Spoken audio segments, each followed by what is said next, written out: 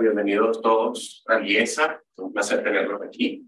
El día de hoy tenemos un seminario de cultura y gerencia muy especial, es el 11º, sobre el teatro de Navarrete y la filosofía de su tiempo.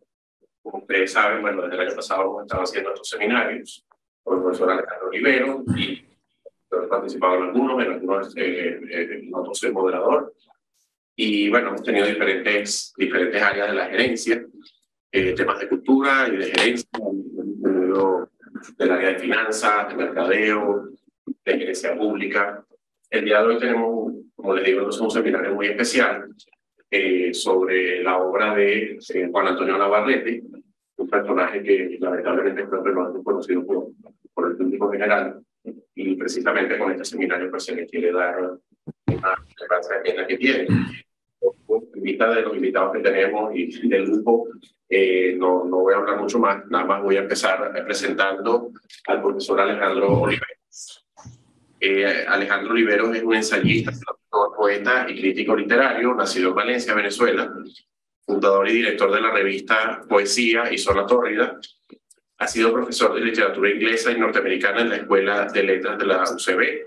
Entre 1974 y 2005 publicó 10 poemarios, obra recogida en 2006 por la editorial El Otro el Mismo. Desde 1995 ha publicado sus diarios literarios con diversas editoriales y en distintas plataformas. De su obra poética hasta el momento destacan su primer libro, Espacios y Magna Grecia. Hay una cantidad de otras obras que ha publicado el profesor Oliveros, no voy a leer aquí porque no tenemos tiempo, pero tiene una obra inmensa, como ustedes saben. Entonces el profesor Oliveros nos va a ubicar en el contexto de Venezuela y del mundo en los tiempos de Juan Antonio Navarrete, que es segunda mitad del 19 hasta principios, segunda mitad del 18 hasta principios del 19, en esa época de la Ilustración, de la Compañía Guipuzcoana, del cacao, de los mantuanos, de la Venezuela en las décadas previas a iniciar la independencia. Y bueno, él fallece en 1814, ya en plena guerra de independencia, ¿no? Entonces, bueno, ese ambiente en Europa y en Venezuela es lo que nos va a describir el profesor Oliveros a continuación, a quien le doy la palabra. Por favor, Alejandro. Gracias, Urbi. Buenos días, allá. Sí, como quiero antes de intervenir en el tema, como coordinador de estos seminarios, expresar mi alegría, mi satisfacción por la participación del profesor José Balsa, colega de la UCB, y con el cual me une una amistad de 4 décadas, por lo menos. Al profesor Balsa le debo, entre tantas cosas, el conocimiento de Juan Antonio Navarrete, este compatriota excepcional, al cual, como decía Urbis, un aporte de los seminarios y esa Fundación Cultura Urbana para dar a conocer a Navarrete, hemos organizado este seminario y, como me gustaría reiterar, contamos con la participación del profesor Balsa, uno de los hombres que más ha estudiado el tema de Navarrete. Y también, como decía Urbi, yo voy a hacer una lectura de un texto donde trato de situar a Navarrete en la filosofía y en la historia de su tiempo. 3 podrían ser los representantes más notables de la Ilustración en Venezuela: un militar y 2 sacerdotes. El primero, el militar, es Francisco de Miranda, lector de los textos de los iluministas en Caracas y protagonista de acciones provocadas por la Ilustración en Europa. Miranda vivió lo suficiente para presenciar el ocaso de la tendencia iluminista, de la cual él era el exponente, y ser víctima más tarde de una nueva ideología, un nuevo paradigma, que es el romanticismo, que tuvo en Simón Bolívar un entusiasta representante. Miranda fue ilustrado en todo y escribió su propia enciclopedia en forma de diarios inagotables. De los 2 sacerdotes, el primero Baltasar de los Reyes Marrero tal vez sea el más conocido y reconocido. A Marrero le debemos los primeros comentarios sobre Newton y los enciclopedistas en la Universidad de Caracas. Suya también es la reforma universitaria que modernizó la institución en el país. Marrero será víctima de contradicciones insalvables. Ser miembro distinguido de la Iglesia Católica y exponente de las ideas de la Ilustración. Una contradicción en términos que lo hará víctima de persecuciones e injusticias. Las contradicciones de Juan Antonio Navarrete, por otra parte, nuestro tercer representante, serán, como todo lo suyo, contradicciones desmesuradas, impensadas casi. No contento con simpatizar con muchas de las ideas de la Ilustración, el padre Navarrete fue crítico reiterado de la corona española, críticas que fatalmente lo convertirían en un patriota no disimulado. De lo poco que se conserva de su producción, lo que más sorprende de Navarrete es su arca de letras, una especie de enciclopedia, un gran diccionario enciclopédico. Esto, sin embargo, esta arca de letras, es lo que menos sorprendería a los hombres del siglo XVIII, que es el siglo de Navarrete, como dijo Urbi. En cambio, el otro segmento de su obra que se conoce, llamado Teatro Universal, donde se hay descripciones de juegos, hay un almanaque, esta segunda parte de la obra de Navarrete sí hubiese sido motivo de admiración por espíritus tan distinguidos como Diderot o Voltaire, precisamente por lo excéntrico de su proposición. Porque el primer libro importante de Navarrete, de los que se conservan, el Arca de Letras, es, como dije, un diccionario. Lo que pasa es que en el siglo XVIII casi todo el mundo escribía diccionarios. Incluso llegaría aquel contemporáneo a escribir un diccionario de diccionarios. Todo diccionario es una empresa realmente respetable. Y la de Navarrete no lo es menos. Habida cuenta de la rigurosidad lexicográfica, científica de su proyecto, una virtud que no es frecuente en los diccionarios y en enciclopedias y que no encontramos ni siquiera en el difundido diccionario filosófico de Voltaire. Para Navarrete parecen escritas especialmente estas líneas que escribió el filósofo Lucien Goldman 200 años después. Dice el profesor Goldman: para los pensadores de la Ilustración, la vocación del hombre es la de adquirir un saber lo más amplio posible cuantitativamente y lo más autónomo y crítico cualitativamente, con el fin de utilizarlo para actuar técnicamente sobre la naturaleza y moral y políticamente sobre la sociedad. Por otra parte, en la adquisición de este saber, el hombre tiene el deber de no permitir que ningún prejuicio ni ninguna autoridad externa influya sobre su pensamiento y sus juicios. El contenido de este saber ha de estar determinado únicamente por la razón crítica del hombre. Esto fue lo que hizo Navarrete cuando emprendió el proyecto de su diccionario o su enciclopedia. La Ilustración, producir diccionarios, como decía, fue un signo de la época de Navarrete, la que en la historia de las ideas llamamos la Ilustración o el Iluminismo o el siglo de las luces. La Ilustración se podría definir diciendo que fue una ideología que se extendió aproximadamente, claro, desde 1688, cuando accede a la corona inglesa Guillermo II de Orange, pero esta es una monarquía que no tiene nada que ver con las monarquías absolutistas de Europa. Esto es una monarquía parlamentaria donde el poder del monarca ha sido limitado. Y terminaría la Ilustración en 1789 con la Revolución Francesa. De acuerdo con una primera lectura de la Ilustración, su principal objetivo habría sido insistir en la razón, en la racionalidad, como única vía de acceso al conocimiento. Hoy esto nos puede parecer de perogrullo, si no con la razón de qué otra manera vamos a conocer el mundo. Durante los 100 años, sin embargo, que precedieron a la Ilustración, el pensamiento filosófico era más metafísico que físico. Los reyes, por ejemplo, lo eran por derecho divino.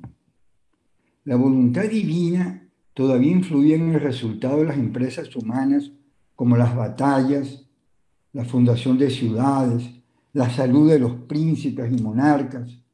Velázquez presenta al niño Baltasar Carlos, hijo heredero de Felipe IV, con un vestidito cargado de guirindajos, de amuletos, de paticas de conejo, en pleno siglo XVII.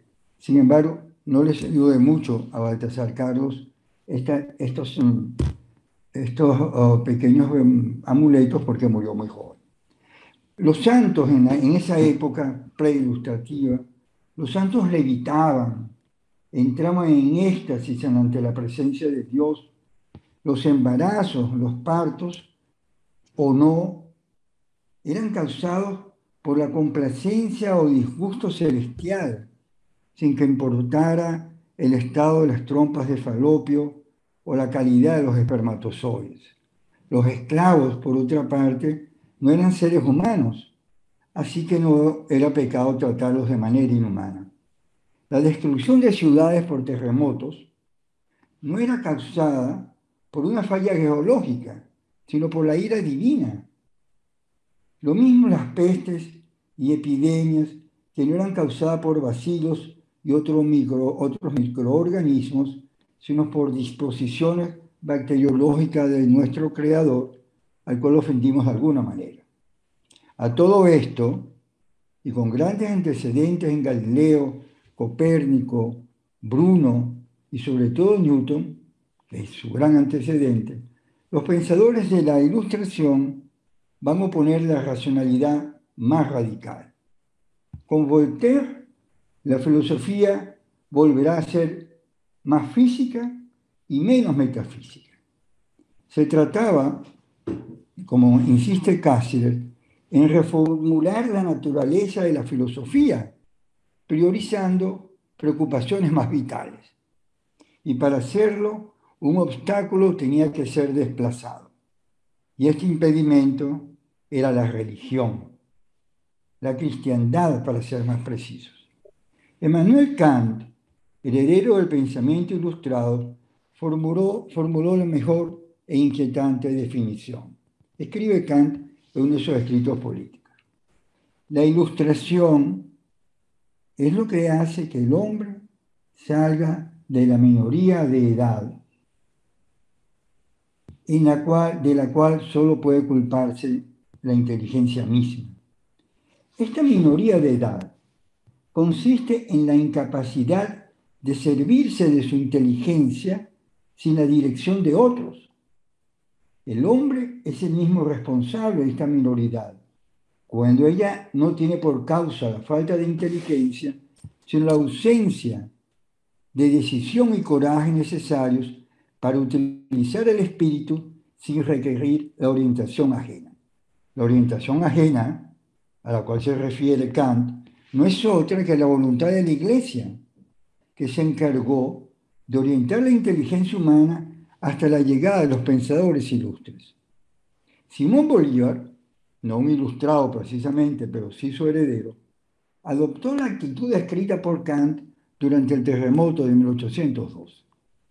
Ante la tesis de que el sismo había sido castigo de Dios por la actitud rebelde de los jóvenes patriotas, Bolívar opone la decisión y el coraje kantiano en una muestra de radicalismo anticlerical que habría sido admirado por Voltaire, con aquello de que si se opone, si la naturaleza se opone, nos oponemos a ella.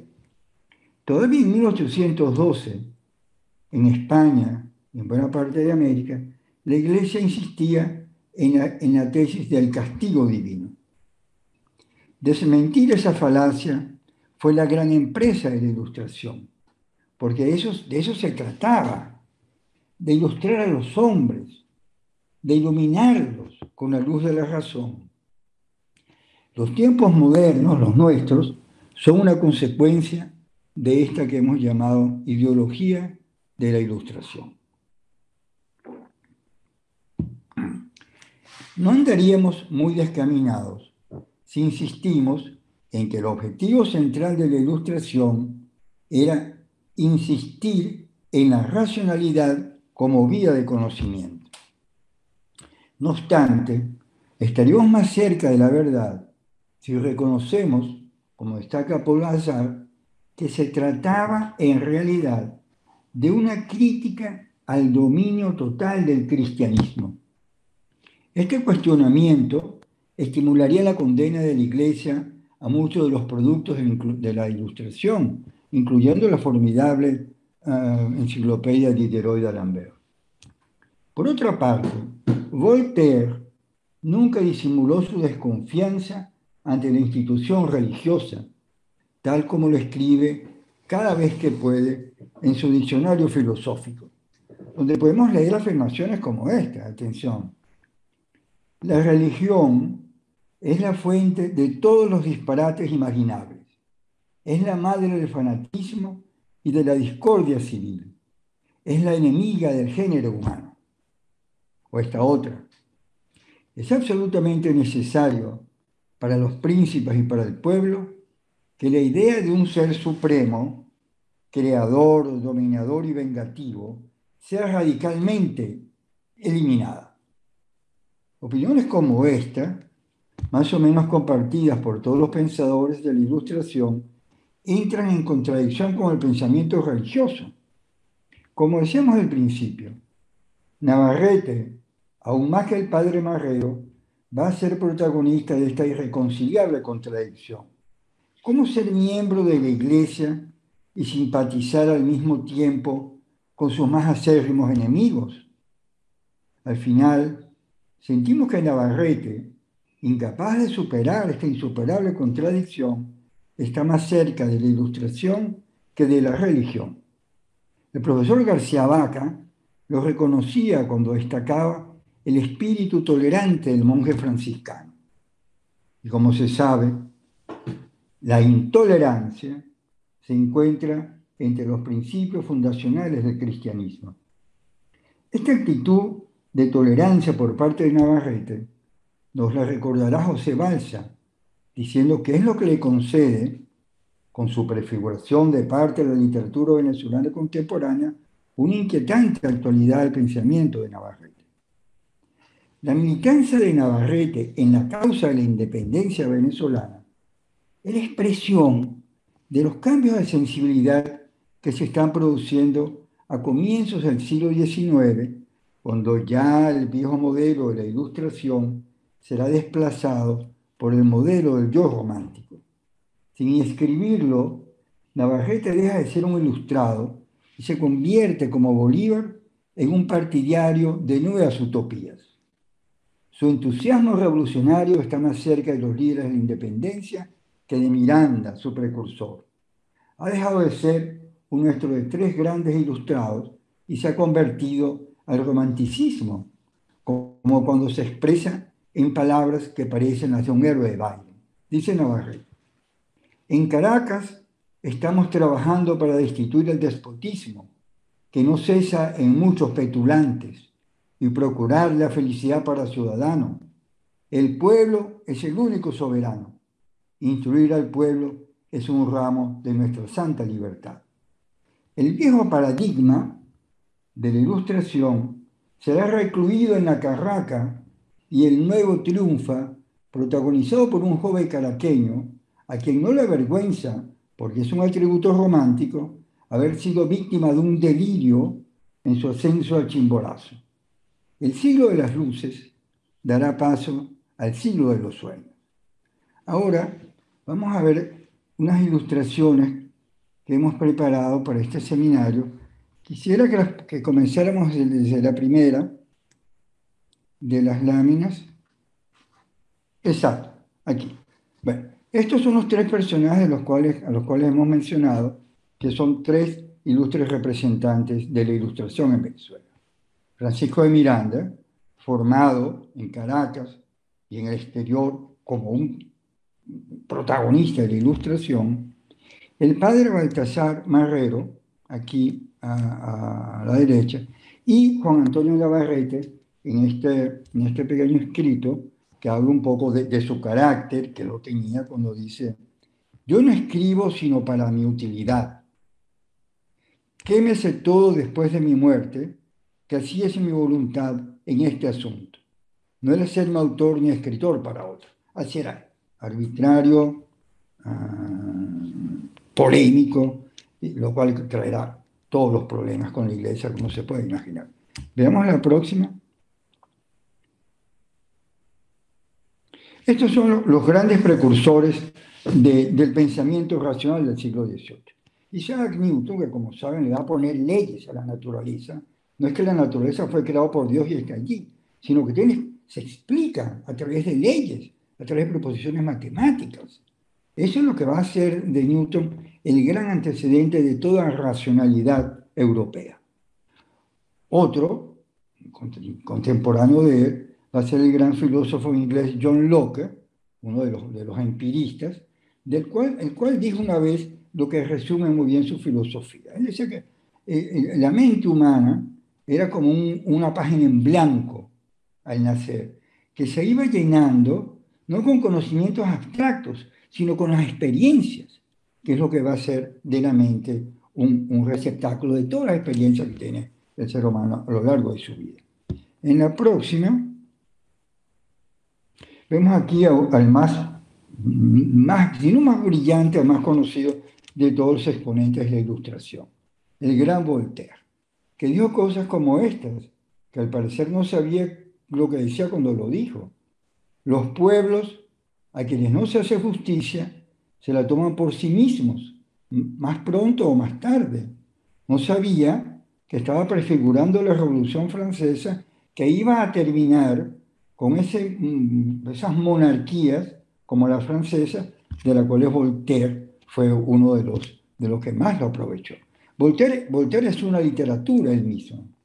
Escribió de todo y lo escribió bien: teatro, poesía, que en fin, es lo único que no escribió bien.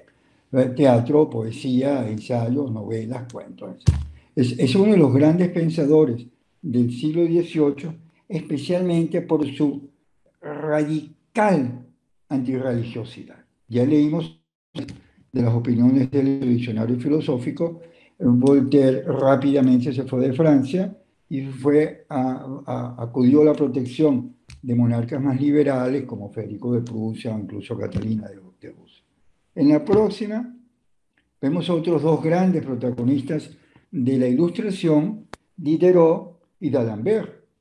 Entre ambos escribieron la mayor parte de la enciclopedia. Diderot, que también fue un gran novelista, uno de los grandes precursores de la novela moderna, con libros como Jacques el Fatalista, o El sobrino de Rameau, o La religiosa, fue un escritor prolífico. Para la enciclopedia, que es como se va a llamar el libro, donde hubo una partición colectiva, escribió más de 1000 artículos sobre los temas más diversos. Con Diderot, en la empresa, dirigiendo aquella empresa, está d'Alembert, otro de esos genios gigantes, asombroso, orgullo de la humanidad, científico y además filósofo y hombre de una cultura vasta y envidiable. Vamos a ver la próxima. Aquí la primera página de la famosa enciclopedia. Esta enciclopedia es un producto de la Ilustración, tiene sus antecedentes en Inglaterra, la enciclopedia Collier, el diccionario de Bayle, y ellos querían hacer una enciclopedia en Francia y la hicieron. Esta enciclopedia está marcada por varias cosas: la racionalidad, el espíritu crítico y sobre todo la antirreligiosidad. Son, a ver, son 28 tomos enormes, 11 de ellos son solo de ilustraciones, hay alrededor de 72.000 artículos y colaboraron en su escritura 140 notables escritores de diversas nacionalidades. Lo grande de esta enciclopedia, y esto es lo que es el espíritu de las luces, de la ilustración, es que las definiciones van a venir acompañadas con ilustraciones. Lo que le interesa a los autores de la enciclopedia es que el que la lea pueda aprender a hacer cosas, no tanto a meditar sobre el olvido del ser, sino a hacer cosas.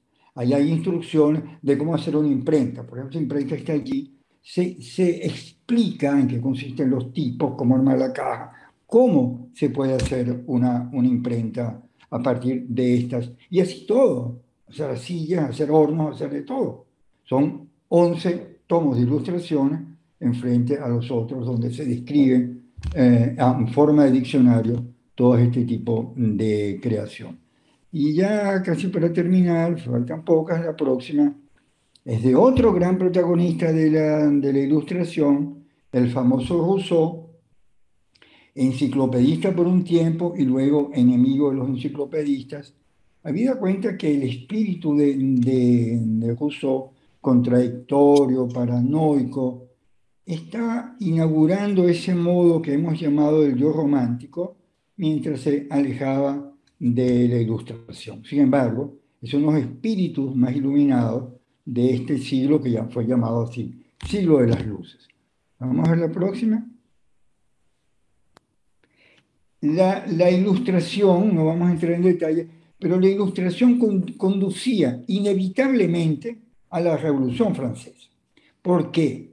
Porque al usted cuestionar la Iglesia Católica, está cuestionando el poder absoluto de los reyes, porque esos reyes están allí, Luis XV, Luis XVI, no por una elección, sino por derecho divino. Dios escogió que Luis XV fuera rey y Luis XVI también. Y si usted está cuestionando ese Dios que le dio ese poder a estos reyes, está cuestionando también a los reyes. Si Dios no existe y el derecho divino no existe, estos monarcas son todos unos farsantes, que fue lo que va a llevar al pueblo cuando se levanta contra ellos, porque ya no están allí, carecen de legitimidad, porque ningún Dios lo puso. Y eso es lo que va a producir esta revolución. Terminamos con 2 láminas, 3 láminas. Esta, la declaración de 1811, que es una consecuencia de la lectura de la enciclopedia y que es un gran cuestionamiento a la Iglesia Católica Española. Estos jóvenes que están firmando esa declaración de la independencia no eran precisamente unos asiduos a la Iglesia Catedral de Caracas. Ahí está Miranda en el centro, que va a ser víctima, va a ser la primera víctima de esta revolución. Y lo va a hacer por lo siguiente, por muchas razones, entre ellas una que vamos a señalar ya para terminar. Aquí está Miranda en la Carraca. ¿Qué fue lo que pasó? Que Miranda es un viejo representante de ilustración, es un hombre serio, es un hombre metódico, es un hombre producto de la enciclopedia. Cuando él llega aquí es verdad eso que él dice, bochinche, bochinche, porque él no está acostumbrado a esto. Él está acostumbrado a armar un ejército como aquel en el cual él sirvió en Francia en el siglo XVIII. Es un hombre, un producto de ese libro famoso de la enciclopedia. Él no entendía esto. Por eso tampoco entiende que el paradigma de la ilustración está siendo desplazado y sustituido por este paradigma nuevo del romanticismo que, como vemos aquí, está protagonizado por la contraparte de Miranda, que fue Simón Bolívar. Vamos a ver esta última. Aquí está Bolívar en Mi delirio en el Chimborazo. Ustedes no se imaginarán jamás a Miranda delirando para nada. Miranda era un hombre racional, él no cree en delirios. El delirio es de demente y está en el manicomio. Pero con el cambio de paradigma, con el cambio de sensibilidad Resulta que el delirio se convirtió casi en una postura estética. Era prestigioso tener un delirio. Porque claro, aquí se opone el clasicismo y el romanticismo, se desplaza del clasicismo protagonizado por Miranda y se impone este romanticismo, culpa de todos los males de la humanidad, especialmente la nuestra venezolana, que hemos llamado romanticismo. ¿Qué confianza puede tener uno en un hombre como Bolívar, cuyo proyecto es producto de un delirio? Pues no se puede organizar una sociedad de ese tipo. Con esto termino esta breve exposición y sí, quisiéramos ahora darle la palabra a nuestro invitado especial, José Balsa, y terminaremos con unos comentarios del profesor Ernesto Blanco, que se ha incorporado a estos seminarios. Gracias. Gracias, Alejandro. Gracias. Gracias. Con la presentación del profesor José Balsa, si por favor puede pasar por aquí. Yo voy a leer una breve reseña. José Balsa nació en Tuspita, del Tamacuro, es escritor, ensayista, crítico y docente venezolano. Publicó su primer libro en 1965, a los 26 años de edad. Fue profesor de la Universidad Central de Venezuela y de la Universidad Católica de Bello. Recibió el Premio Nacional de Literatura en 1991. Ha publicado libros sobre teoría literaria, sobre artes plásticas, cine, música y televisión. Sus relatos han sido traducidos al italiano, francés, inglés, alemán y hebreo. Y en estos días me dijiste que era griego. Hasta el griego también, ok. Yo no estoy aquí, es una experiencia. Ha dictado cursos de conferencias en universidades alrededor del mundo. Es colaborador asiduo de revistas de América Latina, Estados Unidos y Europa. Y bueno, el profesor José Balsa ha sido un estudioso de la obra de Navarrete desde hace ya una cantidad de años. Así que es muy especial que contemos con su presencia aquí.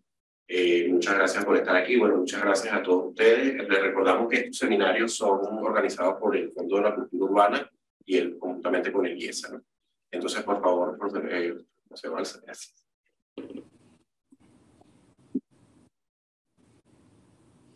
Bueno, realmente muchas gracias. Este hombre de nombre envidiable, Urbi Garay. Solamente un novelista puede poner un nombre así. Ahí, ya fue lo que Muchísimas gracias a Alejandro Olivero por su magnífica introducción y por las ilustraciones que ha traído. Yo he detestado toda la vida la imagen de Tito Salas, que era la que estaba allí, con Bolívar y el tiempo de... Pero ahora voy a empezar a quererla, lo juro, lo prometo. Sí. Y ese giro que él da, Alejandro, toma pensando que hay un influjo romántico en Navarrete. Eso no lo había pensado nunca y me gusta. Es interesante. Está muy bien. Pero en general, gracias, Alejandro, por tu exposición. Yo también he leído tu poesía. Muchos versos me los sé de memoria, aunque no me lo crean.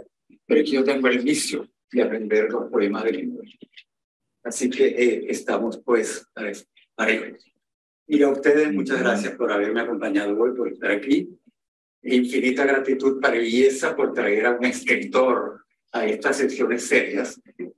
Bueno, y aquí estamos. La verdad es que es un gusto inmenso hablarles de Navarrete. Para que ustedes se asusten, yo podría estar 3 horas y media hablándoles directamente de Navarrete. Tengo aquí un cómplice, que es el doctor René Molina, que dice, es que él no pierde tiempo sin meter la cuñita por Navarrete. No es cierto, no es cierto. Lo que pasa es que da la casualidad que las situaciones que afronto me permiten meter una frase de Navarrete oportuna, porque el hombre previó todo lo que somos hoy. Muy simple. Y entonces, si él lo tiene, ¿por qué no citarlo? Es lo que me ha ocurrido en los últimos 45 años.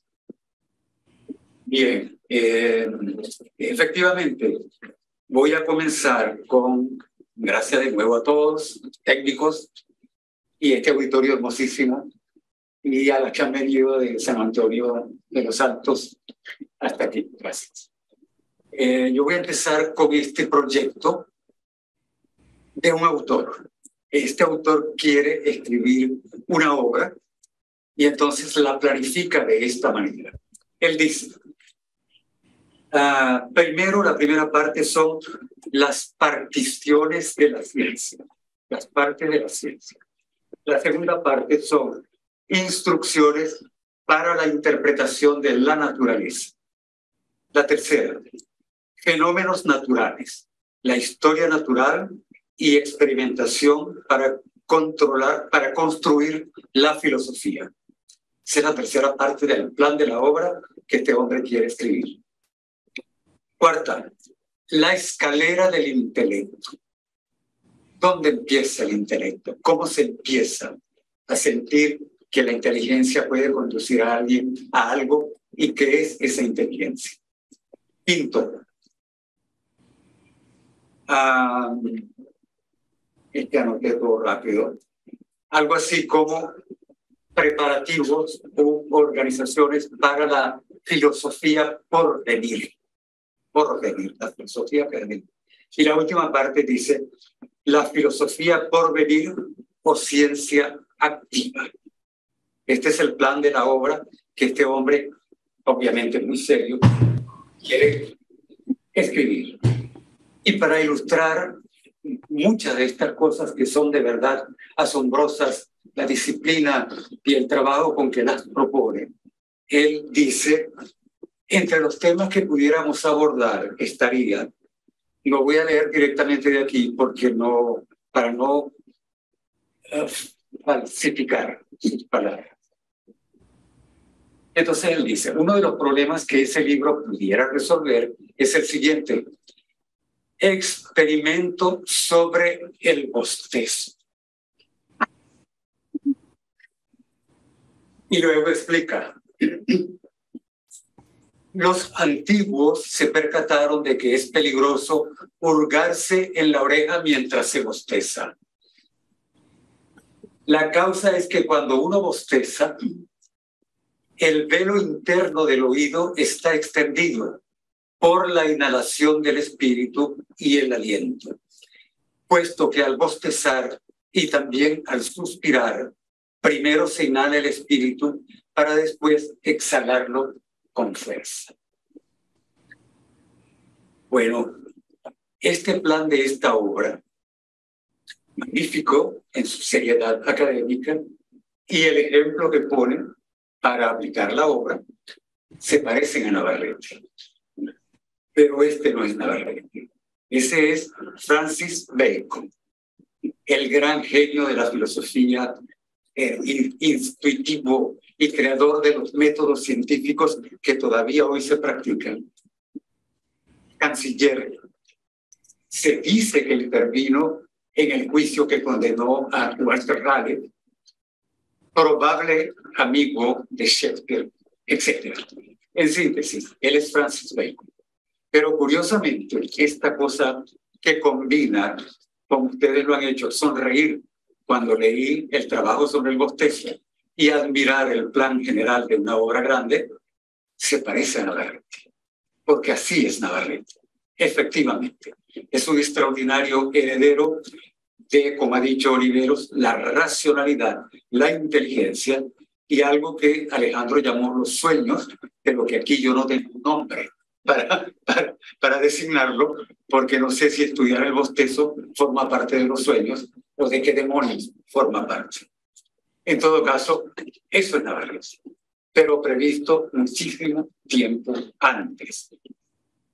Bueno, nuestro fraile, antes de ser fraile, cuando nace cerca de Guama, en el estado, lo que ahora es el estado de Yaracuy, en una hacienda de un padre canario y una madre criolla.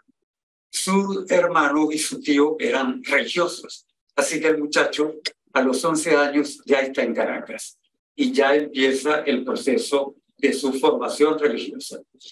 Él va a ingresar al convento de San Francisco, que está en la esquina de San Francisco, en Caracas, frente a la Ceiba de San Francisco, al lado de lo que es el claustro viejo de la Universidad Central, frente al Congreso. Allí está exactamente el mismo claustro donde estuvo Juan Antonio Navarrete de niño y de adulto. Estudia brillantemente. Yo he tratado de investigar qué diablos era lo que había en ese convento, cómo era la biblioteca. Tengo datos contradictorios.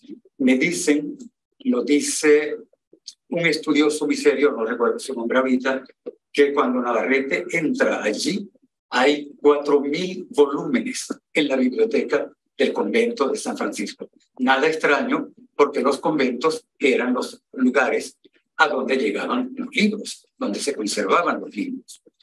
Cuando Navarrete sale y pasan los años, y mucho después Guzmán Blanco quita las prerrogativas que tenía la iglesia y los conventos, ese convento tiene 24.000 volúmenes.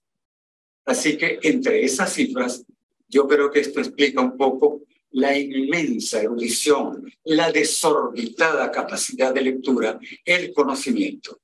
Por otro lado, hay un detalle. Él, cuando lo nombran bibliotecario en ese convento, se va a quejar y va a pedir ayuda porque no alcanza el espacio para los libros. Esto quiere decir que Navarrete se las ingeniaba para que el convento comprara más revistas, más libros, todo lo que iba llegando. Y hay un momento en que no le caben ni en su cuarto ni en la biblioteca del convento. Así que el crecimiento de los 4.000, que ya es muchísimo, a los 24.000 volúmenes, explica muy bien lo que le pasaba a este hombre con la biblioteca. Es importante indicar, pero creo que me lo dijiste tú, Ernesto, no sé si tú, Urbi, que la compañía guipuzcoana, que comenzará a funcionar en Venezuela 1735, por ahí en adelante, no es un barco que va y viene de Cádiz a Caracas, no. En el año vendrían 2 barcos, pero claro, pasan 30 años viniendo 2 barcos. Así que allí pudieron haber venido los libros a los cuales se refiere Navarrete y los cuales utiliza. Él forma un lío horrible porque le molesta cuando es, como dijo también Alejandro, cuando es muy cristiano, él forma un lío por un cuadro de Leonardo da Vinci que ve reproducido. Y es que él no acepta que Santa Ana, la mamá de la Virgen María, sea besada. A ella le parece eso muy pecaminoso. Y entonces forma un lío con ese cuadro y dice, no, eso no debe ser así, etc. En su primera época. Después, no sé lo que le parecería después, pero sé que cambió. Bueno, entonces Navarrete hace sus estudios monásticos, diría yo, en Caracas, y muy joven pasa a Puerto Rico y a Santo Domingo, donde tiene una verdadera formación y va a ser nombrado y recibido, allí recibirá los títulos eclesiásticos necesarios para que venga a Caracas. Y él no acepta, yo ya me lo imagino y creo que es la imagen más perfecta por lo que deja escrito, me lo imagino como Gracián, como Baltasar Gracián, áspero, iracundo, rápido en las reacciones, furioso, molestándose por todas las cosas, etc. Algo tenía este hombre que debe haberlo hecho muy antipático para los otros curas y para mucha gente de la ciudad. Pero eso mismo quizás es lo que le permitía atraer gente al lugar para que vieran lo que él escribía. Sobre este problema de escribir me voy a detener un momentito ahora, porque es muy singular la manera como él concibe el proceso de escribir. Allí es cuando algo debe haber hecho para que lo nombren bibliotecario. Él es el bibliotecario durante mucho tiempo. Estoy hablando probablemente de 1780. No tenemos fechas, no hay fechas. Y desde luego ya está escribiendo. Ya está escribiendo porque lee. En la medida en que lee, escribe. Y sobre todo escribe sobre lo que lee. Este es uno de los puntos claves de su propia obra. Lee anota lo que ha leído, lo que le parece más interesante. No sé si tenía una pluma grande o cómo era la cosa, pero sí tenía folios bastante grandes y fuertes. Aquí está María Auxiliadora Ramírez Mausi, que ha visto los Orinales de Navarrete en la Biblioteca Nacional, la única obra que queda. Yo me imagino que el folio es un poco grande, ¿no más? Sí. Con una letra exquisita en la cual no hay borrones jamás. ¿Cómo hacía para poder escribir sin equivocarse? No lo sé, pero es impecable la escritura. Y a la vez puede hacer uno que otro dibujo, porque también dibujaba con la lógica. Entonces, lee, anota, copia lo que ha escrito y luego viene una opinión suya sobre lo que ha leído. Esto hace que él diga en algún momento, yo no escribo, etcétera, etcétera. Y también diga, lo que soy es un copión. Lo que hago es copiar. Es cierto. Es como un plagiario. Es un plagiario, es como un copiador. La diferencia está en que inmediatamente después de copiar, opina e interpreta, se opone, discute, desarrolla. Aquí tenemos entonces ya una primera impulso de lo que es el método en Navarrete. Ya su método está funcionando. Lectura, revisión, corrección y probablemente apartarse de ese tema que tanto le había interesado. ¿Por qué? Porque es un tipo ávido, deseoso de saber más, de querer más. Está como si los libros se le fueran a escapar. Quiere conocer todo lo que está allí, libro tras libro. Entonces abandona el tema. Pero, digo yo, pasadas unas noches, se acuerda. Oye, pero si me faltó algo que no dije. Y además estoy encontrando en otro libro un elemento que se le opone. Y entonces vuelve al texto anterior, anota una cosa nueva y modula lo que estaba escribiendo. Otra vez el método, pero de otra manera. Es un método de absorción. Es un método que alguna vez he llamado, a ver si encuentro la palabra con que lo definí alguna vez.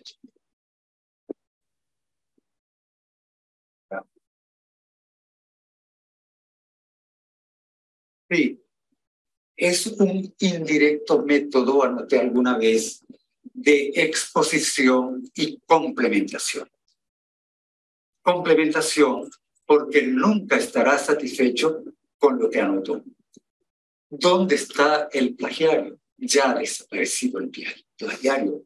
Ahora se ha convertido el plagiario en autor.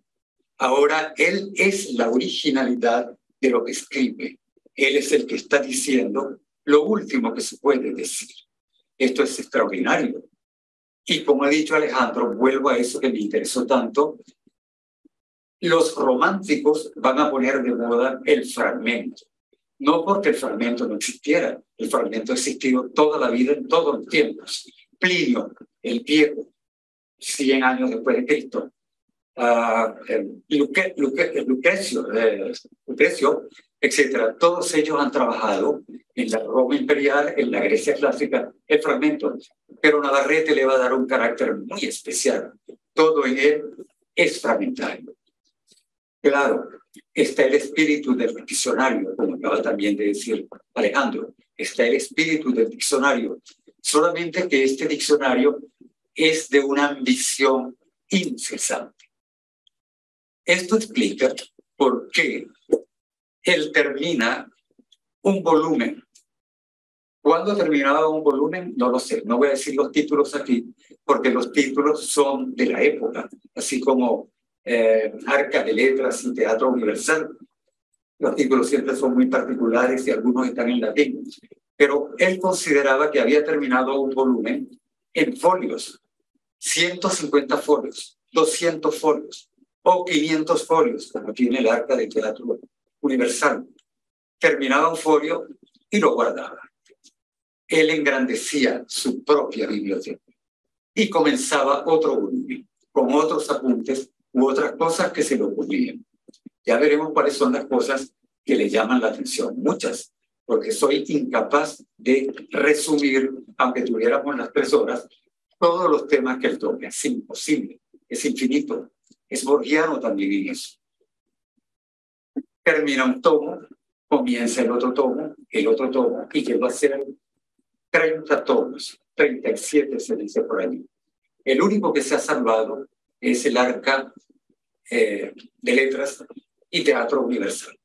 El título de Arca de Letras, ya ustedes ven que está concebida como el Arca de Noé. Todos los libros son los animales que pueden ingresar a esa arca. Y el Teatro Universal, porque era una tradición. Feijó y todos los españoles, que leía muchísimo, llamaban a sus tratados teatro. Y el teatro implica el ser humano, la actuación del ser humano llevada a un teatro. Ese es el título del Arca de Letras y Teatro Universal. Bueno, entonces son tantos libros. Vive en Puerto Rico, en Santo Domingo, como les dije, y vuelve a Caracas y se queda ya en Caracas. Aquí sí es un seguidor de la Inquisición y me admira, sí es un seguidor de la religión. He dicho que me parece casto por cosas que no voy a comentar aquí, por peleas que tuvo con otros sacerdotes y el tema central era la castidad. Él consideraba que un sacerdote debía ser casto y creo que él no fue. Por estas peleas secundarias con algunos de los otros. Pero su comprensión de la castidad y del humano no tienen límites. Por un lado, la exigencia propia hacia sí misma de la pureza sexual. Y por el otro lado, la amplitud de la comprensión sexual del ser humano es inmensa. Él no tiene problemas en captar nada. Por aquí tiene una confesión que dice, yo le pongo este título, pero él no le puso título. Es una anotación que dice, 9 maneras de saber si una mujer es virgen. Y las describe. Si camina así, si se pone así, si se ríe así, etc. Y al final dice, esto no lo sé por mí. Esto me lo han contado los que saben, etc. O cuando él estudia el problema del prepucio. ¿Por qué el prepucio? Si alguien no lo sabe, el prepucio es, etc. Bueno, o el problema de las enfermedades venéreas. Y va explicando. Entonces, él está en todo, es impresionante cómo está actualizado. Bueno, entonces, sí escribe cuando viene Boves arrasando con los famosos bailes que convocaba a la gente y allí decapitaba a quien fuera sospechoso o no sospechoso y los mataba. Él escapa de Caracas en el momento, en 1814, había nacido en 1749. Él escapa de Caracas porque ya para ese tiempo simpatizaba con las ideas libertadoras. La verdad es que la metamorfosis de Navarrete comienza a fines del siglo XVIII. Ya él se da cuenta de la rebelión de Picornell, de los problemas en La Guaira. Ya los libros de la enciclopedia están haciendo efecto sobre él y él se va abriendo a un mundo distinto políticamente. Él asiste al comienzo de 1800, a los comienzos, él asiste a la Plaza Bolívar para ver cómo queman la efigie de Miranda y él está de acuerdo. Y unos años después va a ver a Miranda con admiración.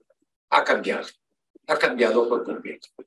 Y entre los líos que tuvo con otros curas está precisamente que al dar algunos sermones en la iglesia de San Francisco, habla a favor, bueno, si ustedes oyen lo que decía Navarrete, es impresionante también. cuando dice, por ejemplo, eso de el pueblo es el único soberano, en Caracas estamos trabajando para destruir el despotismo, que no cesen muchos petulantes y procuramos la felicidad para el ciudadano. Cuando él da una misa y habla a favor de los revolucionarios, un cura hace un ruido tan grande dentro de la iglesia para que no se oiga el sermón. Y él se enfurece y escribe esto y lo coloca en la puerta de la iglesia. Y el cura quita el letrero. Y Navarrete vuelve a poner otro letrero que no les voy a leer, pero aquello es una lucha incesante. Y gradualmente él se va inclinando por las ideas de la independencia y va a tener confianza del nuevo gobierno cuando el nuevo gobierno empiece, que lo van a designar capellán en Valencia. Él no acepta. Él está todo el tiempo excusándose porque tiene mala salud. Dice él que tiene mala salud. Y tiene problemas de los dientes. Todas estas cosas las dice él. Habla muy poco de sí mismo, pero se le escapan detalles de vez en cuando, ¿no?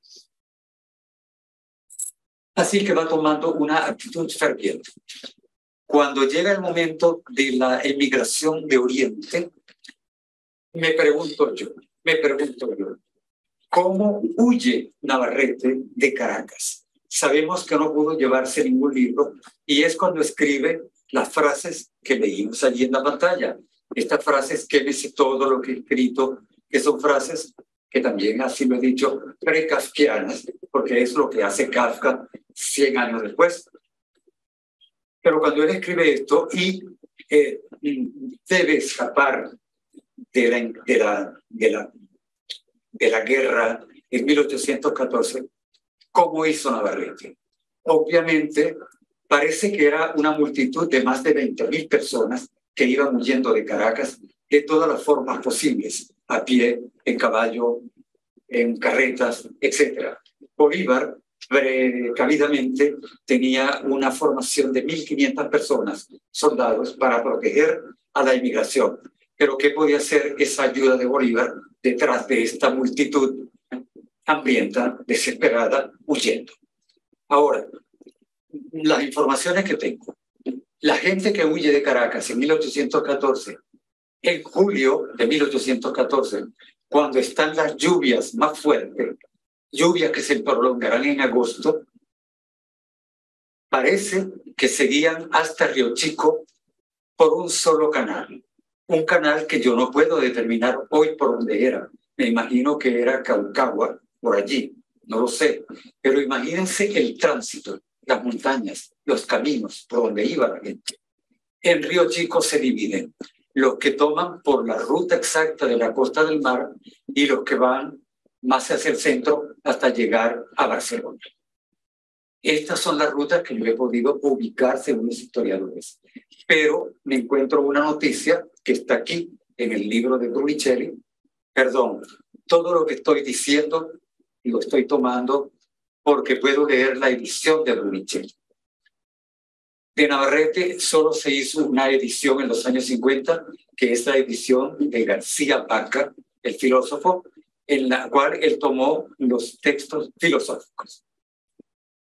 Luego se hizo una edición, un comentario del profesor Calcaño, el músico, compositor y musicólogo, y luego ha venido la edición de Navarrete, Brunicelli, que es la edición de 1993, que es la que podemos comentar hoy. Esta es una edición de 1.400 páginas en 2 tomos. Y he estado descubriendo que Enrique Bernardo Núñez, el novelista y prosista y cronista de Caracas, escribió un artículo sobre Navarrete en 1962. También sé que Hernández Eres, que fue ministro de Educación en la época de Popey, creo, también ha hecho un estudio sobre la educación según Navarrete. Pero eso lo voy descubriendo ahora, recientemente. Tengo 2 cosas que no he podido comprobar. Una, un historiador que dice, que no les he hablado de esto todavía, que cuando Navarrete, antes de partir, cuando estudiaba en la Universidad Central, era alumno de de estos ilustrados también sacerdotes. Y este tipo es sumamente interesante, este filósofo. A ver si lo consigo. Me gusta decirlo porque son nombres que el tiempo se ha llevado y que están muy vivos, sin embargo. Urbina.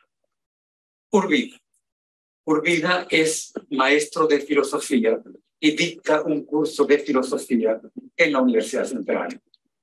Quien toma las clases de Urbina y las va llevando en latín es Navarrete, muy joven. Entonces, está Urbina dando la clase, Navarrete anotando, y ese es el texto que ha tomado García Vaca para la edición que hizo de filosofía.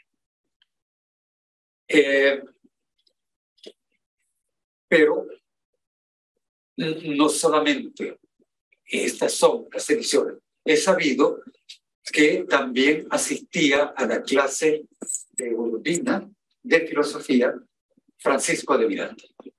Esto que se lo digo es casi un chisme, puede ser verdad, pero tengo que comprobarlo. Parece que Miranda también estaba allí como alumno. Así que estaban los dos en la misma clase. La diferencia es que Navarrete estaba tomando los apuntes. Ahora, la filosofía a la cual atendía Navarrete y la filosofía que se dictaba en la Universidad Central era una filosofía muy atrasada. Nada de lo que acabamos de ver de la Ilustración. Era una filosofía de Santo Tomás, era una filosofía muy clásica y muy ortodoxa religiosamente. Esa es la filosofía que se dictaba. Efectivamente, Marrero está introduciendo en la Universidad Central, en los años finales del siglo XVIII, elementos modernos, científicos, metodológicos. Y también hay que nombrar al rector de la Universidad Central en 1790 aproximadamente, que es el padre, todos eran padres, el padre José Ignacio Moreno. ¿Por qué es importante José Ignacio Moreno a fines del siglo XVIII en la Universidad Central? Porque tiene un pequeño telescopio, porque tiene una pequeña imprenta portátil. Y lo más importante, el padre José Ignacio Moreno en su casa convoca mujeres que escriben poesía, hombres que escriben versos humorísticos, algunos vienen de Guarenas, otros vienen de Caucagua y de Caracas, los reúne en su casa y el rector va pidiéndoles a estas personas que escriban en un cuaderno que él tenía, que se llama el cuaderno copiador. Ese es el nombre que le puso el padre José Ignacio Moreno al cuaderno. Por eso conozco yo esto, porque el cuaderno copiador existe y yo pude verlo, y allí están los textos cómicos de los antecesores de los Nazoa y de Zapata y de toda esa gente, pero en el siglo XVIII. Y allí también están los textos de las muchachas, de las señoras, perdón, las damas, poetas de aquel momento. Todo eso está en el cuaderno copiador. Así que había un ámbito en la Universidad Central muy tomístico, muy académico y muy ortodoxo, junto a algo revulsivo, ilustrado, que movía a la gente. No creo que Navarrete se haya asomado a la casa del padre Moreno, pero el mismo espíritu estaba en ellos ya. Bien, entonces, volviendo al método, ya sabemos que para escribir va, viene, vuelve a escribir y da. No hay tema que les sea ajeno. Yo podría leerles aquí cómo enfrenta Navarrete el tema del sueño. ¿Qué es el sueño? Es maravilloso cómo habla del sueño, cómo considera que los vapores de lo que hayas comido y del estómago van a influir en tu actitud nocturna y que quizá eso te haga soñar.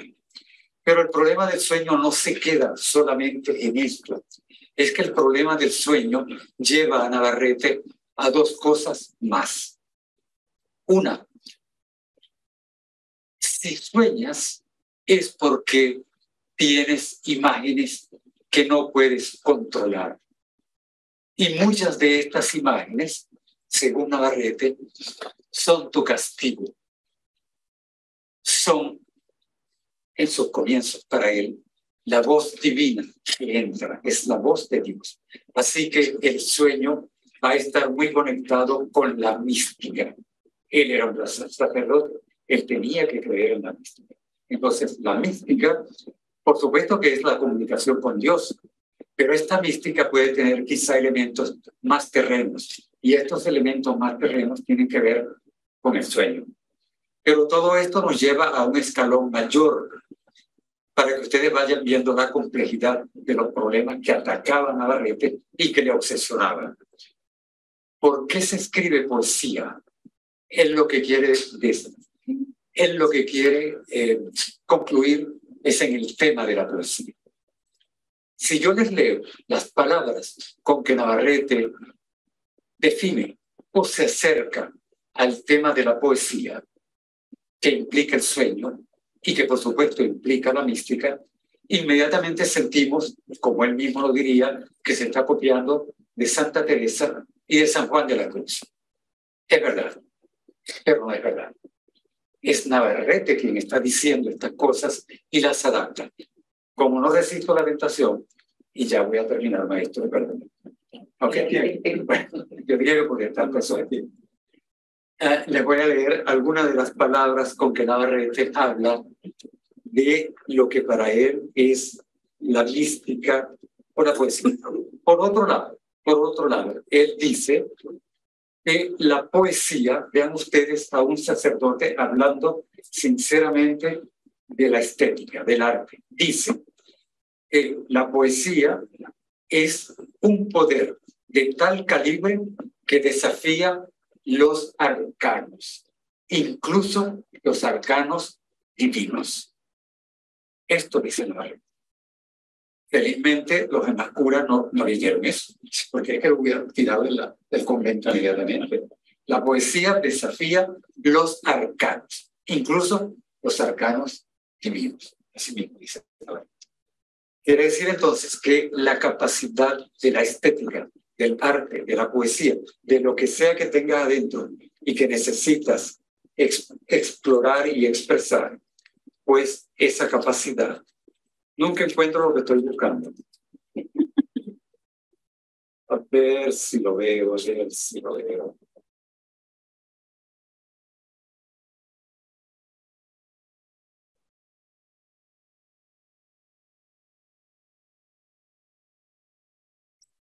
Estoy seguro de que no lo voy a encontrar. Son palabras bellísimas.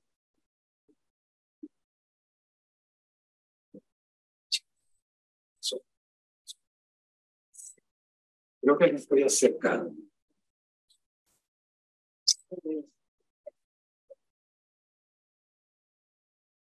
Aquí está. Ya encontré. Oigan esto, anotado por el propio Navarrete, que tiene que ver con la vía que va y comunica mística, sueño, poesía. Son palabras sueltas, las digo.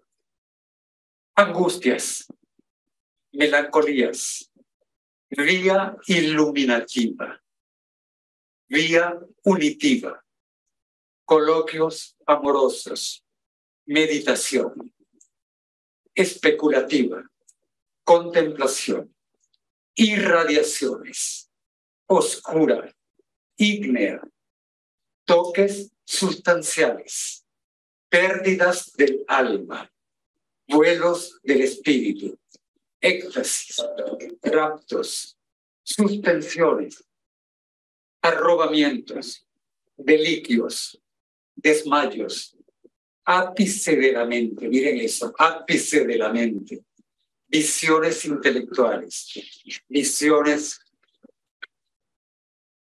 imaginarias, hablas interiores, inspiraciones, lumen difuso, vida mixta, contactos, noche oscura, obviamente Quinta San Juan, fruitiva, muerte mística, sueño espiritual, sentidos interiores, noticias infusas, lujuria espiritual, obsesos, posesos, ilusiones, ceguera, negación de sí mismo, fantasma, espíritus dudosos, languor. Bueno, uno queda aplastado después de escuchar esta referencia de Navarrete a lo que puede ser la poesía, sin duda. Bueno, les hablé un poquito del método, entrar y salir, de la capacidad, adoración y fe en el fragmento, y ahora me quiero detener en elementos más concretos, verdaderas pasiones a las cuales él dedica fragmentos y fragmentos y fragmentos. Por ejemplo, eso me permite decirle, esto de los fragmentos, yo creo que la obra toda de Navarrete es un inmenso mapa íntimo y colectivo. Es un inmenso mapa en que podemos proyectarnos individualmente y también reconocernos colectivamente, porque es que toca todos los elementos. Pero también que toda esa obra es una paideia, como dirían los griegos, solo que es una paideia cómica, irónica y a la vez, pues, muy seria, muy seria. Y voy a tocar ahora elementos concretos que quizá tengan que ver con Eliezer. Asombrosamente, quizá tenga que ver con Eliezer. Por ejemplo, él dice que hay periodos en el día o en la vida de cada persona. Estos periodos tienen que ver con la sangre, con la bilis amarilla o la bilis negra y con la pituita. Él dice que domina las actitudes y la conducta en todo ser humano cuando la sangre en su pureza predomina. Eso domina en el ser humano desde las 3 de la mañana hasta las 9 de la mañana. Pero que la actitud de ironía, de impulso, de furia, dice él, domina de 9 de la mañana a las 3 de la tarde. Dice que el periodo de melancolía persiste entre las 3 de la tarde hasta las 9 de la noche. Y que el de la pituita es de las 9 de la noche a las 3 de la mañana. No sé si esta clasificación de la conducta del trabajador, porque el trabajador está incluido en el ser humano, o del profesional, tiene algo de cierto. Tendremos que ahora observarnos a nosotros mismos y saber en qué periodo está el cuerpo. Pero me temo que sí. Me temo que sí hay algo, porque esto viene desde la más remota antigüedad. Galeno ya andaba por allí, y yo creo que los médicos de hoy del centro médico o de la clínica Caracas quizás no desmientan totalmente a Navarrete. Me parece que hay algo entre las horas de actividad del cuerpo en el día y las horas de melancolía. Me parece que por lo menos por allí algo hay. También él tiene, pues, un remedio para los flatos. Uso la palabra flatos para no usar otra palabra, pero él tiene un remedio muy específico sobre eso que no les voy a dar, no les voy a decir. Y están también los periodos climatéricos, los periodos de la vida, que son periodos de cambios en la personalidad, en el ser humano, ¿no? Sabe mucho sobre la menstruación, ha investigado mucho sobre la menstruación, sobre la locura, como les he dicho, le apasiona la geografía, tiene elementos geográficos a su época profundamente claros. Por ejemplo, habla y ubica la América septentrional, en la que incluye a México, Virginia, Canadá, Cuba, las Antillas. La América meridional, en la que incluye tierra firme, nosotros, Chile, Brasil y la tierra magallánica y la tierra del sur. Todo eso le interesa mucho. Pero es que tiene una pasión geográfica extraordinaria. Puede describir la extensión del Orinoco, los lapsos de corriente del Orinoco, de los ríos, pero también puede hablar de los ríos de Mesopotamia o del Nilo, etcétera, y con gran precisión, ¿no?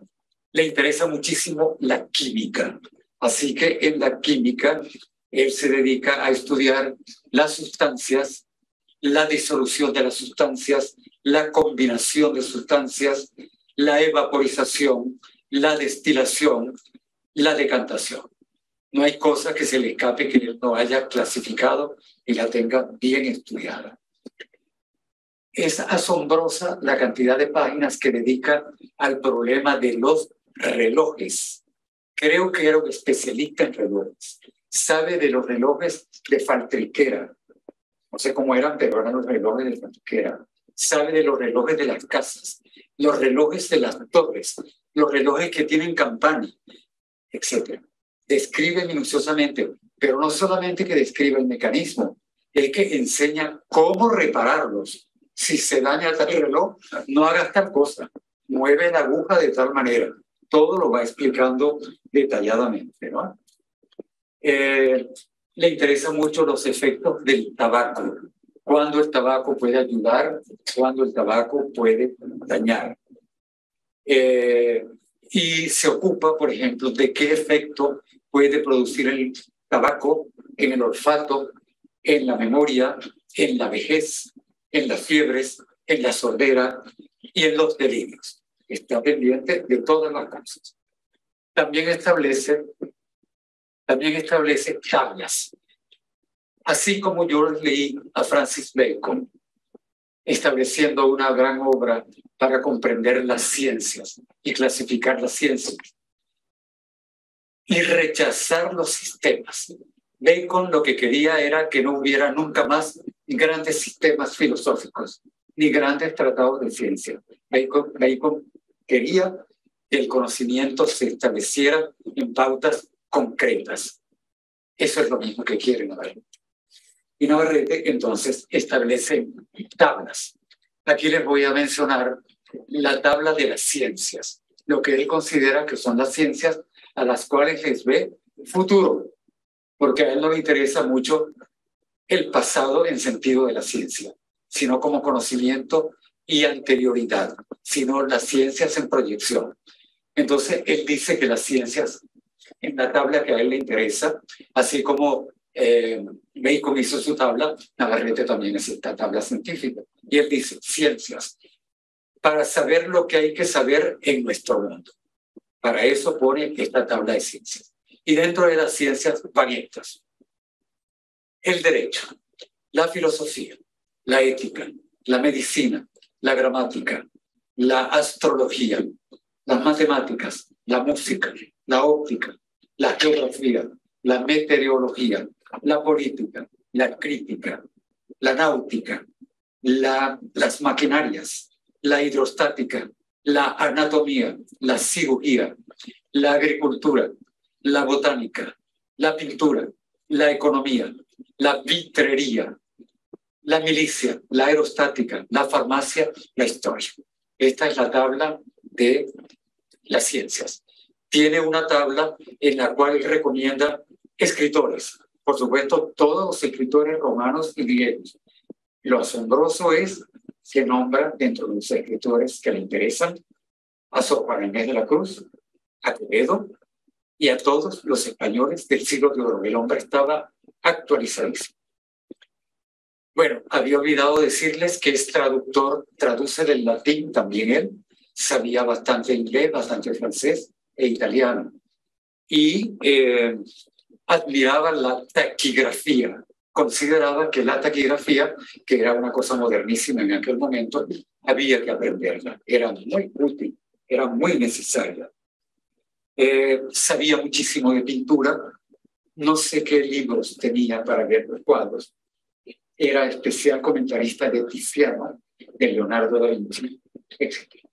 Y comenta los cuadros con gran precisión. A él le molestan los borrones, y así lo dicen, los borrones del Tiziano. No sé a qué se refería, porque hablando con Ulvi, Yo no recuerdo cuadros de Tiziano Merce donde haya borrones, que haya iluminaciones, no recuerdo. A mí me parece que Tiziano es muy conciso en la pincelada, me parece, no recuerdo. Pero en todo caso, si Tiziano no lo hizo Rivero. Allí lo tenemos. Bueno, creo que este es Navarrete, más o menos, y me faltan 400 horas para completar. Hasta aquí. Bueno, muchas gracias.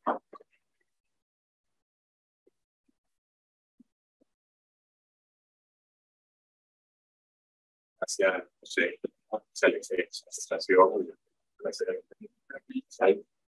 Para cerrar, tenemos unos comentarios que va a ofrecer el profesor Ernesto Blanco, profesor de IESA.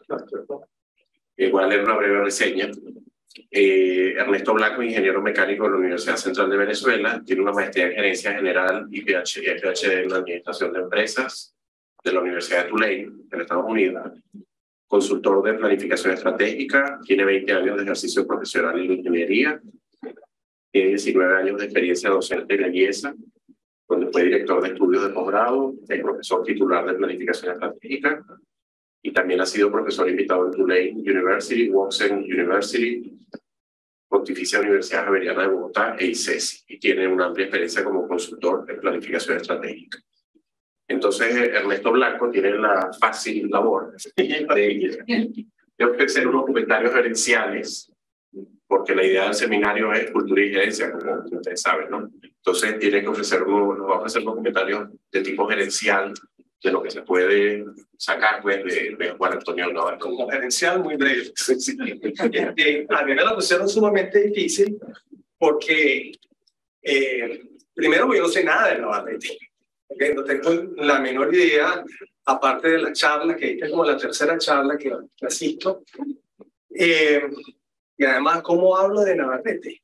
Desde el punto de vista gerencial, es sumamente complicado. Entonces, yo voy a hacer una especie, me voy a defender, yo me sé defender bastante bien. Entonces, yo voy a hacer una especie primero de introducción, y bueno, luego de esa introducción voy a sacar unas conclusiones intermedias y voy a hacer una analogía desde el punto de vista gerencial al trabajo de Navarrete. Esto no fue iluminación para nada. Yo entrevisté a ese señor que está allí, tuvimos como una hora con él para que nos hablara de Navarrete, y de allí sacamos este guión, ¿no? Entonces, fíjense, por allá, al principio del siglo pasado, hubo un señor de apellido Taylor que inventó algo que se llamaba gerencia científica. Pero el señor que Osvaldo me entiende bastante bien. Probablemente Henry Ford utilizó los tratados de Taylor para desarrollar su línea de producción, ¿no? Donde todo estaba muy tipificado, cada quien hacía algo. Eso luego derivó en la alienación del ser humano, porque hacía una sola cosa. Al mismo tiempo, en Francia estaba otro señor llamado Henri Fayol, que habló de que, bueno, que la gente tenía que coordinar, planificar, comunicar, supervisar. Fue como muy tajante, ¿no? Por otro lado, hubo otros señores que se ocuparon de organización. Hay un alemán muy famoso que fue Max Weber o Weber, whatever, que habló de la burocracia, cosa que odiamos hoy en día, pero sin la cual no existirían las organizaciones. Entonces, me estoy aproximando a Navarrete de alguna manera. Ya más acá, por el mediados del siglo, hubo un famoso otro alemán norteamericano, se llamó Peter Drucker, que escribió una obra casi tan larga como la de Navarrete. Escribió por lo menos 30, 40 libros acerca de la gerencia, y entonces ella empieza a ser primero más humanista, y dice, bueno, para gerenciar hay que tener objetivos. Y nosotros vemos que, de acuerdo a lo que explicó el profesor, Navarrete tenía sus objetivos bien claros. Eso es una primera aproximación. Luego tenemos otros que son mucho más modernos, un matemático norteamericano que no le hicieron caso a los Estados Unidos después de la guerra, pero los japoneses se lo agarraron, inventó un sistema de producción que se llama calidad total, que es el señor Denny. Y además de eso, están otros señores como Minfer, y una gran cantidad de gente que ha escrito sobre gerencia, y empresas como Toyota y Motorola, que han inventado sistemas de gerencia más bien de producción, que le dicen a la gente cómo conducirse para que las cosas salgan bien. Todos estos sistemas, todos estos señores, tienen algunas características en común. Ponme la segunda lámina. La va a pasar. ¿Vale? Acá, yo la puedo pasar. De aquí, sí. Ahí, eso. Ok, entonces fíjense. ¿Hacia dónde fue? Si quieres, yo lo paso. Pásalo, dale. La primera de ellas es aprendizaje continuo. Mujeres tienen que estar en continua formación. Hoy en día, además, eso tiene más validez que nunca, porque estamos en las albores de la cuarta revolución industrial, donde la velocidad de cambio es tan, pero tan rápida, que lo que aprendimos hoy probablemente dentro de un año ya no nos sirve. Entonces tenemos que seguirnos formando. La segunda, por favor, tiene que ver con la planificación. Fíjense que el profesor Balsa dijo que Navarrete planificó muy bien su obra. Entonces, todo gerente tiene que planificar el trabajo que quiere implementar. La tercera, por favor, es la implementación. Planifica, pero eso no se puede quedar en el papel, tienes que llevarlo a la realidad. La cuarta, por favor. Innova, todo gerente, sobre todo hoy en día, innova. Y fíjense que Navarrete, yo no me acuerdo si el profesor lo mencionó, lo voy a mencionar más tarde, es un gran innovador. Ya van a ver por qué. Y la otra es comunica. Todos estos 5 elementos, estas 5 características están en lo que escribían todos estos señores que yo les acabo de mencionar acá, ¿no? Entonces, por eso hice ese compendio y me fue muy fácil luego de la entrevista con el profesor Balsa hacer el vínculo o la analogía que vamos a ver. Entonces vamos a ver de qué se trata cada uno. Aprendizaje continuo, ¿vale? Táctico. Fíjense que simplemente el gerente no puede tener su formación debido a la variabilidad del entorno. En aquella época no había tanta variabilidad como la hay ahora, ¿vale? Un buen gerente define sus tareas, estudia experiencias pasadas para determinar diferentes formas de actuar. Entonces, fíjense que hay una analogía con lo que acaba de explicar el profesor Balsa. Luego, el gerente, luego de tener claro lo que quiere alcanzar, implementa las actividades. Este señor planificaba y se ponía a escribir. O sea, él implementaba, no se quedaba en ideas. La otra, por favor. El gerente moderno innova continuamente para poder mantener competitiva la organización, y la próxima es la comunicación continua. Vamos a la siguiente lámina. Fíjense la característica de Navarrete.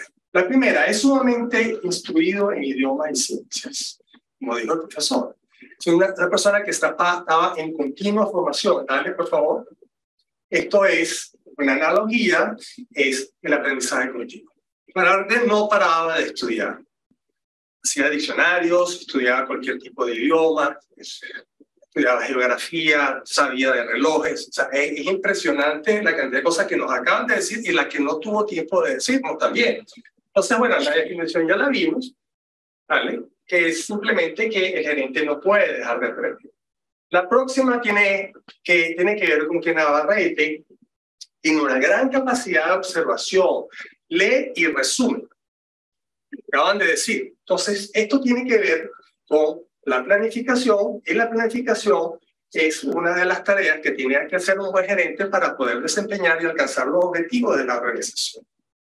Siguiente, Navarrete escribe, opina, divulga, elabora diccionarios, elabora tablas. Parece que bonito este señor, un ingeniero, ¿no? Elabora tablas, hace cuadros sinópticos. Y esto tiene que ver con la implementación. Y un gerente, luego de que hace sus planes y dice lo que va a hacer, disculpen, aquí le estoy haciendo un trabajo enorme al camarógrafo, porque no ponga aquí mientras estoy hablando, porque tengo que gesticular, etc. Entonces, Navarrete implementaba, no se quedaba nada más en la idea. La otra característica del padre es que él aprende y agrega lo aprendido a su obra en elaboración, pero si no lo puede hacer, crea un nuevo libro. Y esto está vinculado con la innovación. Él, de acuerdo a lo que nosotros hablamos, él empezaba en su libro, iba aprendiendo, iba incorporando, y luego se da cuenta de esto como que no entra acá, esto es para otro libro. Entonces venía con otra idea que convertía en un libro. Acuérdense que nos dijeron que escribió, ¿cuánto? Como 30 y tantos libros. desaparecieron. Ojalá estén por allí, como aquella acta de la independencia que apareció en la banqueta del piano de una señora por ahí en Valencia. Ojalá alguien lo tenga, ¿no? Entonces, esto es una característica de un gerente. Y la última característica que yo vi de Navarrete, de aquella charla que tuvimos con el profesor Balsa, es que expone constantemente las experiencias de la vida. Su obra es un método para comunicar a los caraqueños. Fíjense que nos dijo, es un método, él es muy metódico. Y él comunica lo que escribe. Entonces ven como a un personaje tan poco conocido, desafortunadamente, por la mayor parte de la gente. Podemos hacer una analogía desde el punto de vista gerencial, porque al final nosotros, aunque no estemos gerenciando una organización, podemos gerenciar nuestra vida, que fue lo que hizo Navarrete al gerenciar su vida, gerenciaba la manera o gestionaba, que es un término probablemente más en el español. La gerencia viene, de hecho, gerenciar no está resultado por la Real Epidemia, que digo, la Real Epidemia Española, y vemos como él pudo gestionar maravillosamente, metódicamente, organizadamente su obra. Yo le dije que me iba a defender lo mejor posible, ya más en el tiempo, para que se puedan ir a almorzar con casa. Muchísimas gracias.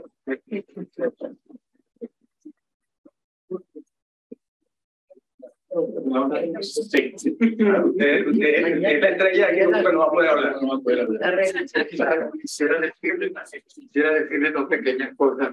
Ahora que aprendí lo que has hecho, lo que aprendí es maravilloso.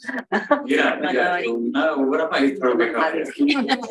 Mira, pura e inherente. Sí, maravilla. Fabuloso. Pero es que omití dos cosas. Era decirles que él disponía de cantidad de diccionarios. Esos diccionarios que nombró Riveros, casi todos los tenía él allí. Tenía los diccionarios y eran una muestra de cómo podía tener tanta información. Pero me faltó algo que era útil para esto que tocaba de hacer. Y es que él escribía en los folios, resumía, opinaba, etc. Y no dejaba que la gente, los caracenses, como él los nombra, y él odiaba a los caracenses, dice que son ignorantes a cada momento. Eso no ha cambiado mucho. Entonces, él no dejaba que la gente viera los libros. La gente veía los apuntes de Navarrete. Eso era lo que la gente veía. Así que él tenía una obsesión por difundir lo que había aprendido él, pero no en el libro, en los documentos. Muy bien, muchas gracias. Bueno, muchísimas gracias a todos por asistir, los que están online y bueno, por supuesto los que vinieron hoy al salón aquí a Liesa, un honor, bueno, por parte de José Barza, Luis Rivero, los comentarios de Neto Blanco, el seminario un poco más largo del usuario porque teníamos 3 presentaciones, pero bueno, espero que lo hayan disfrutado y estén pendientes de los próximos seminarios. El 12º lo vamos a tener en noviembre, esperamos tenerlo, vamos a estarlo anunciando, bueno.